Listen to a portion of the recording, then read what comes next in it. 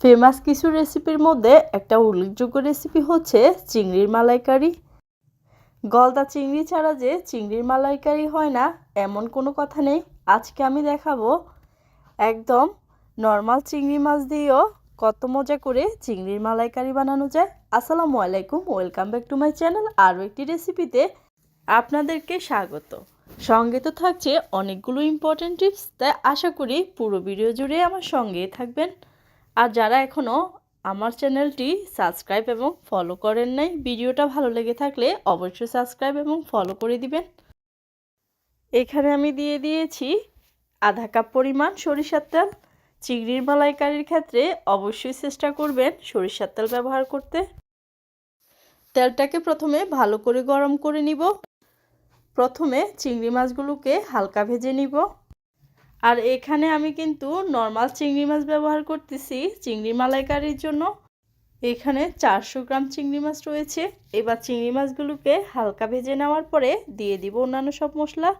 দিয়ে দিচ্ছি আধা টেবিল চামচ আদা বাটা, 1 টেবিল চামচ রসুন বাটা। চিংড়ি মাছের সাথে মশলাগুলোকেও ভেজে নিতে হবে। 1 চা চামচ ধনিয়া গুঁড়া, 1 চা চামচ জিরার গুঁড়া এবং 1 চা চামচ লাল মরিচের গুঁড়া, 1 চা চামচ হলুদের গুঁড়া, 1 চা চামচ লবণ, আধা কাপ পেঁয়াজ কুচি।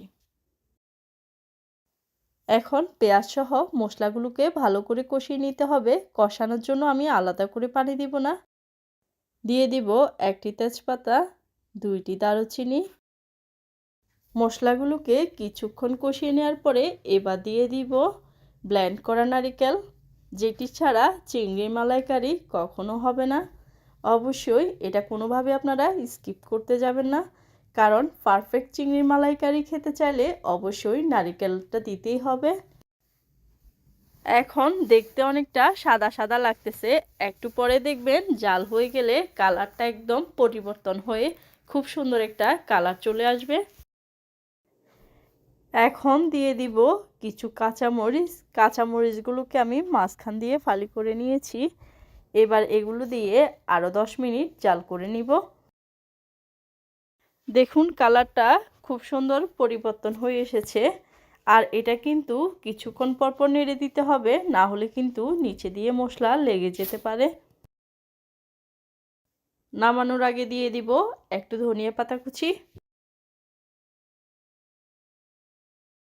দেখুন কত সহজে রেডি হয়ে গেল চিংড়ির মালাইকারি। আর ভিডিওটা যদি ভালো লেগে থাকে লাইক কমেন্ট বেশি বেশি করে শেয়ার করে দিবেন।